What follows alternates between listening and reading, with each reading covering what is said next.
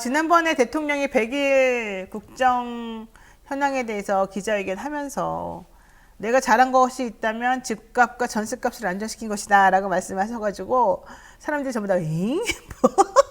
무엇을 하셨길래 이랬어요.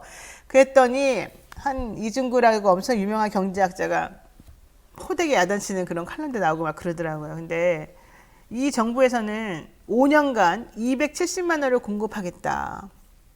그러면서 그 공급의 방식에 대해서 또 기존과 다르게 하겠다. 이런 얘기를 하고 있거든요.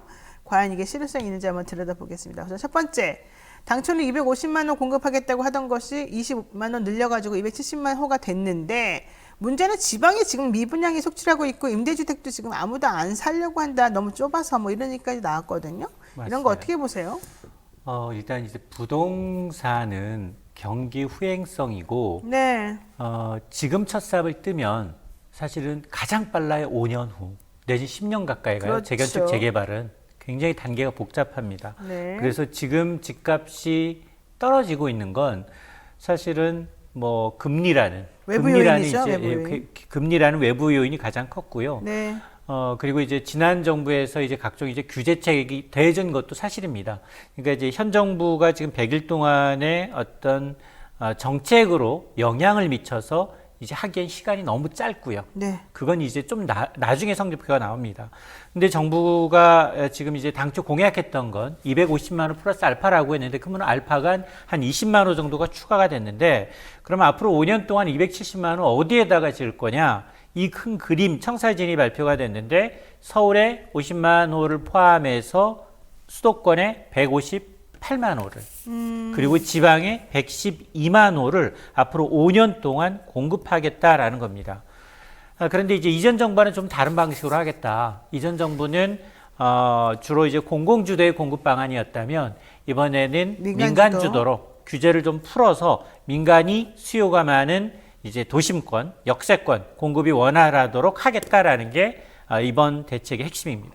그러니까 공공주도 말고 민간주도 하겠다라고 한다면은 막 낮은 그러니까 좁은 임대 아파트 막 지어놓고 무조건 들어가라 이런 것보다는 진짜 실제 살 사람들의 수요를 반영해서 뭔가 해주겠다. 즉 집을 지음으로 인해서 이득을 얻는 그 부분도 조금 조절해주겠다. 맞습니다. 그래야지 민간 주도가 활성화될 테니까요. 맞습니다. 민간인에게 당근을 줘가지고 좀 이걸 해보겠다는 뜻인 것 같은데, 그 구체적인 내용이 있습니까?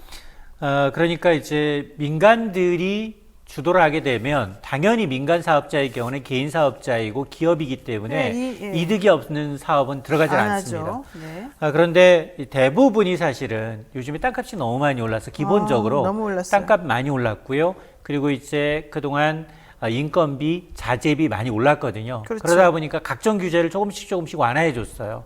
일단 분양가 상한제도 기본적으로 오른 분만큼 인상해 주자라는 거고요.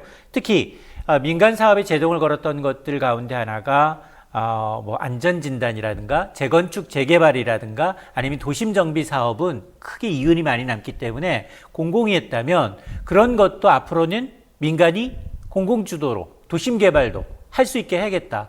다만 규제를 더 풀어주는데 이럴 때는 용적률이라고 해서 위로 더 지을 수 있도록 같은 층에 두 개 층을 지을 수 있던 걸 네 개 층을 짓게 되면 두 개 층은 더 이윤이 남는 거 아니겠습니까? 그런 거는 종상향 해주겠다 이런 뜻이에요? 맞습니다. 그러니까 용적률을 좀 상향해서 네. 종상향보다도 이제 용적률이라는 건 뭐 250% 일종의 경우에 뭐 이종의 경우는 250%인 걸 300% 내지 500% 그리고 역세권 도심 지역의 경우에는 굉장히 좀 더 빡빡하게 짓겠다는 거거든요. 이 얘기는 앞서 이제 좀 상충이 돼요. 왜냐하면 위로 더 많이 지으면 어떤 일이 발생하느냐? 더 많은 가구, 10가구 살던 건 20가구가 살잖아요. 그런데 거기 인프라는 일단은 주차장이 확보가 돼야 되겠죠. 그리고 공공 같이 쓰는 것들이 있잖아요. 네. 같이 쓰는 커뮤니티가 확대해야 되는데 그건 확대하기가 좀 어려워요. 그러니까 좀 빡빡해지는 거죠. 네. 조금 더 이제 이 불편하지만 같이 쓰는 인프라 시설, 공공시설이 늘어나긴 하지만 그럼에도 불구하고 워낙 원하는 사람들이 많으니 역세권 같은 경우에는 용적률 상향을 통해서 민간 기업들도 인센티브를 주고 그리고 원하는 소비자들한테도 풍부하게 공급을 하겠다라는 게 취지입니다. 알겠습니다. 자, 이번 대책 발표에서 그러면 그러니까 초과이익 환수제라는 게 있잖아요. 그걸 좀 정리해 준다 그랬는데 되겠습니까? 일단 큰 그림은 어떻게 이제 한다는 거예요? 어떻게 하게 재건축 초과이익 환수제라는 건 재건축을 통해서 얻는 조합원의 이익이 3천만 원을 넘어선다? 그러면 그 초과한 이익에 대해서 3천 넘어서는 부분부터 최대 최대. 50%까지 절반까지 부담금을 매기는 방식이에요. 네. 그런데 이게 2006년에 도입이 돼서 네. 이제 법제화되면서 올해부터는 사실 시행이 됩니다. 네. 자, 그러다 보니 이제 재건축 재개발 조합원의 입장에서 보면 야, 이게 지금 가계산을 해보니 억 단위가 넘는 이 사업장들이 나타나다 보니 차라리 안 하겠다. 그렇죠. 지금 반포주공 아파트 같은 경우에도 초과이익 환수가 한 집당 4, 5억 나오고요. 나옵니다. 맞습니다. 반포 원베일리 같은 경우에도 1, 2억 나와요. 맞습니다. 근데 이게 그걸 어떻게 하겠어요? 미실현 이익이라는 겁니다. 미실현 아직 이익. 내가 팔지도 않았는데 단지 재건축됐다는 이유로 주택가격 인상분의 거의 절반 가까이를 이제 세금으로 매기겠다라고 하니까 조합원도 안 하겠다. 조합원이 안 하면 당연히 민간건설사가 참여할 여지가 없습니다. 그러니까 그 사람들은 조합원 부담금도 내야 되거든요. 부담금도 몇 억은? 또 내야 부담금 되고. 내고 초과이익 환수로 또 세금도 내고 그러면 최소 10억까지 또 맞습니다. 사실은 돈이 들어가요. 자, 괜히. 그래서 네. 자, 이번에 기대했던 건 그러면 재건축 이 가장 걸림돌인 초과이익 환수에 어떻게 이제 수정할 거냐, 어떻게 그렇죠, 기재를 완화할 그렇죠. 거냐인데 네. 큰 그림은 완화하지 않았어요. 단지 공청회를 통해서 합리적인 수준으로 조정하겠다. 1억을 기준으로 하겠다 뭐 이런 그러니까 얘기했습니다. 두 가지가 이제 거론되는 방향은 뭐냐. 자, 면제 금액 3천만 원을 한 1억 정도로 상향하면 어떻겠느냐. 그리고 또 하나, 야, 1주택자가 이제 1세대 1주택자의 경우는 실수요자인데 이 사람은 투기도 아닌데 이 사람들한테 절반까지 세금을 그래, 매기는 건 그건 너무 과하니, 심하다. 과하니 이걸 좀 부담금을 차등적으로 좀 감면하는 방안도 좀 고민하겠다. 네. 근데 이게 아직 나온 게 아니라 다음 달 세부 계획을 발표하겠다요. 네, 사실 종부세 완화도 그렇고 이 안도 그렇고 아직 뭐 아무것도 통과된 건 없어요. 맞습니다. 그냥 말만 했더니 이제 사람들 반응이 뚜루루 나오는 올라왔던 겁니다. 거예요. 맞습니다. 네. 근데 폐기될 수도 있어요. 근데 어쨌든 들여다볼 수 있는 건 잘 들여다봐야 될 것 같은데요. 여기서 또 기분 나빠하는 사람들이 있습니다. 표 가져갈 때만 우리들에게 희망 고문하더니 무슨 짓이냐. 일기 신도시 주민들이거든요. 이거 무슨 얘기예요? 일기 신도시 주민들은 왜 화가 나 있습니까? 왜냐하면 정부가 이번에 발표하면서 일기 신도시 개발 종합 로드맵 계획은 언제 발표하느냐? 2024년에 어허. 2024년에 수립하겠다는 겁니다. 그러면 총선 때인데 그때 가면 2년 후. 네. 지금도 아니라 네. 2년 후 하겠다. 네. 당초 예상보다 일정이 지연되다 보니까 일기 신도시 주민들 실망감이 이만저만이 아니고요. 네. 여기다 특히 재건축 기대감에 그동안 굉장히 참고 기다렸던 참고 기다렸고 집값도 떨어지지 않았는데 이 발표 나자마자 일기 신도시 집값이 더 떨어집니다. 어머나. 자, 그러다 보니 대통령실이 이거 해명에 나섰어요. 이례적으로. 아니다. 잘못된 거다. 일기 신도시 규모는 분당, 일산, 중동, 산천 여기는 30만 호여서 기본적으로 재정비 수립하는데 통상 5년 정도 걸리는데 네. 이걸 1년 반 정도로 최대한 줄여서 2024년까지 하겠다라는 걸 잘못 오해냈다라고 이제 해명에 나서고 있는데 그럼에도 불구하고 신도시 주민들은 이거는 당초 얘기했던 공약 파기 사항이다. 그렇죠. 라고 하면서 이제 반발하고 있는 겁니다. 그러니까 뭐 군인들 200만 원씩 월급 준다고 했던 것도 거짓말, 뭐 여가부 폐지도 거짓말, 우리도 거짓말, 왜 거짓말 하냐 이러면서 지금 뭐라고 하고 있어요. 근데 이런 정책은 또 좀 오래 두고 봐야 돼서 당장 이것만 가지고 막 뭐라고 할 건 아닌 것 같고요. 이제 그래도 대통령이 지금 공약을 잘 안 지키고 있는 건 맞는 것 같고. 그러니까 이제 시행하겠느냐, 네. 시행에 대한 의지와 그리고 차기 정부가 이걸 이어줘야 돼요. 그렇죠. 왜냐하면 이 부동산 정책은 5년에서 10년 단위예요. 맞습니다. 첫삽 떠도. 네. 근데 다음 정부가 계승을 안 하면 안 이루어집니다. 네, 그렇죠. 자, 이 얘기도 있습니다. 청년 신혼부부 무주택자에게 시세의 70% 선에서 5년간 전국에 50만 채를 공급하겠다. 이렇게 지금 정부가 밝혔습니다. 그러니까 청년 신혼부부 무주택자니까 아무래도 이제 경제적으로 조금 좀 힘든 분들이겠죠. 맞습니다. 이게 그런데- 공약 사항이에요. 청년들한테는 원가 주택 그리고 역세권 첫 집 마련할 수 있도록 해주겠다라는 건데 상당히 뭐 여기 표현된 것만 보면 시세 70% 수준이면 나쁘지 않거든요. 좋죠. 거기다가 역세권이란 말이에요. 네네네. 근데 앞으로 5년 동안 50만 원이니까 매년 10만 원씩이에요. 여기다가 3기 신도시는 2기 신도시보다 입지가 더 좋거든요. 그렇죠. 자, 이런 데다가 선호하는 입지를 중심으로 주택을 짓겠다는 구상이어서 만 19세부터 39세 이하 청년, 네. 또 결혼 7년 이내 신혼부부, 네. 생애 최초 주택 구입자들한테는 숨통이 튀는데 문제는 뭐냐? 매 정부마다 똑같은 얘기를 했어요. 그래요. 역세권 개발하겠다라고 외쳤는데 성공하지 못했죠. 못했어요. 땅값이 이유는? 얼마나 비싼데요. 이유는 님비 현상이 굉장히 심합니다. 님비. 아, 나 님비라기보다도 난 솔직히 배 아플 것 같아.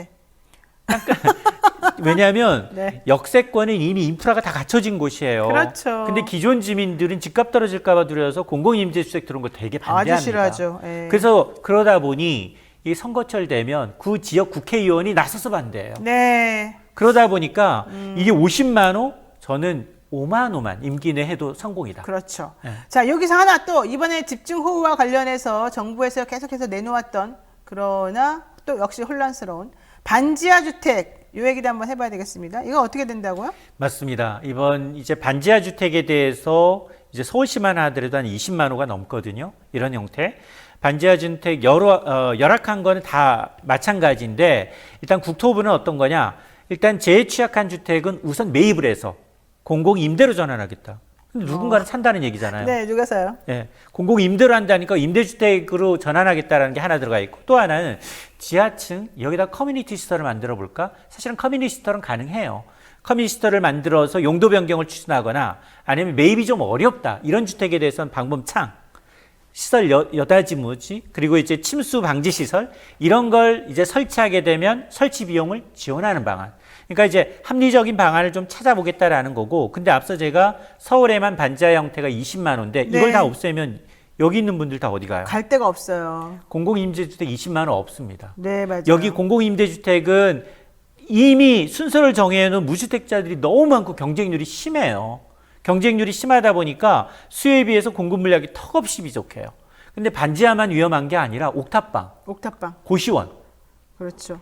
이 화재에 굉장히 위험하거든요. 네, 네. 그런데도 불구하고 지금 당장 이제 수해 때문에 이제 반지하만 또 부각된 면이 있는데 이거 전수조사를 좀 해야 돼요. 이런 알겠습니다. 주거 취약계층에 대한. 네. 그리고 난 다음에 종합적인 중장기적인 주거 취약계층에 대한 로드맵이 나와야지 당장 여기만 부각되니까 이걸 어떻게 하겠다라는 건 그다지 신빙성은 좀 떨어져 보입니다. 맞습니다. 어쨌든 뭐 재간주 초과 이익 환수제도 그렇고 여러 가지 모든 이번에 정부가 내놓은 정책들은 전부 다 국회 동의가 필요한 것들이어서 여소야대 상황에서 매우 어렵다는 걸 다시 한번 생각하고 있습니다. 이 얘기는 또 나중에 따로 하기로 하고요. 자, 다음 달부터 안심 전환 대출을 시행하기로 했는데 이걸 앞두고 형평성 논란이 지금 커지고 있지 않습니까? 정부가 고금리 변동금리 대출을 저금리 고정금리 대출로 갈아탈 수 있도록 안심 전환 대출을 해주겠다라고는 했습니다만은 과연 이게 가능한지 누가 되는 건지 얼마나 한다는 건지 좀 잘 모르겠습니다. 맞습니다. 그래서 지금 이 한국주택금융공사가 지금 17일자부터 사전 안내 사이트를 개설을 했어요. 그래서 여기 들어가시게 되면 내가 기존에 어떤 대출을 받고 있고 수입이 어느 정도인데 갈아탈 수 여건이 되는지 확인이 가능한데요. 일단 지금 대출자 10명 가운데 8명이 변동금리예요. 아니 변동금리를 너무 강요해. 그리고 은행에서 강요하고 네. 금리가 그동안은 좀 낮았거든요. 변동금리가. 네. 근데 지금 역전됐어요. 너무 높아요. 그리고 맞아요. 역전돼 버려가지고 네. 이걸 당연히 저금리이면서 최장 30년까지 4% 이내의 저금리예요. 네. 금리가 아무리 올라가도 고정금리란 말이에요. 그래야 되는데. 상당히 메리트가 있다 보니까 자격 요건이 상당히 까다롭습니다. 주택 가격 따지고요, 소득 따져요. 일단 네. 주택 가격은 신청일 기준 4억이야? 4억이야. 알고 요즘 4억 이하짜리 있나요? 제대로? 서울에서는 네, 없을 것 넓은 같은데. 들판에 네잎클로버 찾기. 네잎클로버 찾기. 예, 1% 정도 됩니다. 그러네요. 예. 그다음에. 그래서 이제 공시가격 아니에요. 네. 공시가격이라면 6kg 시가 시가예요, 상당으로. 시가. 그리고 이제 소득 기준도 있어요. 안심전환 대출 특히나 올해는 우대형이다 보니까 부부합산 소득 7천만 원 이하인 1주택자가 대상이에요. 이것도 좀 곤란할 수 있겠네요. 그리고 다시 혜택을 더 주는 것이 그럴 경우에 이제 은행 대출 금리가 지금 변동형의 경우에는 주담대가 6% 넘어섰거든요. 네. 그리고 연말 7% 가능성이 나타나고 있는데 여기는 최저 10년 그리고 최장 30년 3.8에서 4%예요. 그러니까 최저 10년, 최장 30년까지 고정금리. 고정금리로. 네.